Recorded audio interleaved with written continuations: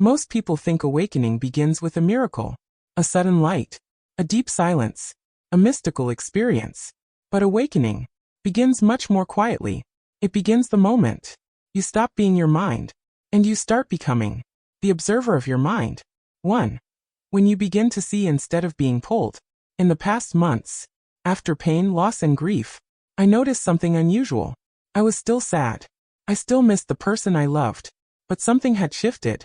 I was no longer drowning inside my thoughts. I was watching them, no longer trapped inside emotions. I could witness them.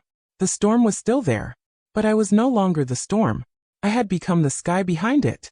This is the beginning of awakening. 2. What the observer truly is. The observer isn't cold. It isn't detached. It isn't emotionless. It's simply the part of you that sees clearly, without getting swallowed. The part that can say, I see this sadness. I notice this fear.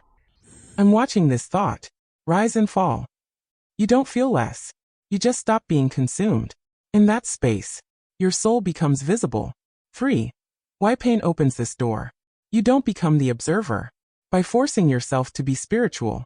It happens when life becomes too heavy for your old identity to hold. Pain cracks the shell. Loss breaks the illusion. Silence removes the noise. And suddenly, your mind is no longer in charge. You are. Pain didn't awaken you, but it softened you enough for your soul to step forward. 4. What changes when the observer appears? You begin to notice. You react less. You take things less personally. You feel emotion without collapsing. You love without clinging. You suffer without losing yourself. Life doesn't suddenly become easy, but it becomes clear. Because the observer is not a mental trick. The observer is your soul, remembering itself. 5. Awakening is not something you learn. It's something you return to. You don't practice being the observer. You fall back into it. By noticing, I'm aware of this emotion. I'm watching this thought. There is a calm place inside me, even when everything hurts. The observer isn't created. It's remembered, just like awakening. 6. Closing. If you're beginning to watch your life with new clarity, new distance, new softness, you're not becoming numb. You're becoming whole. You're not losing emotion. You're losing the illusion. That emotion is who you are. You're not disconnecting from life.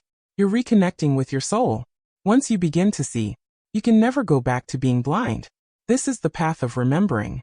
And the observer is the doorway you just crossed.